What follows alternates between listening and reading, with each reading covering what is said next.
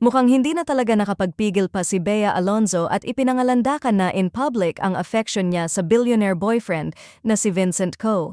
Nitong November 14 ay 58th birthday party ng ina ni Bea, ay spotted ang actress na panay ang yakap sa kanyang nobyo habang nasa likuran nito.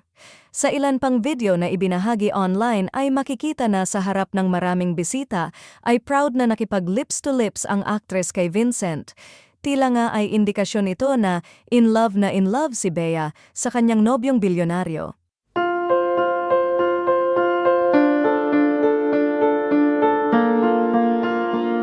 Sabi ng fans, deserve ni Bea ang maging masaya makalipas ng mga pinagdaanan niyang heartbreaks noon. Samantala may mga bashers ang nagkomento na sana man lang umano ay isinaalang-alang ni Bea na maaaring hindi sanay si Vincent nang nakikipagtukaan sa harap ng maraming tao.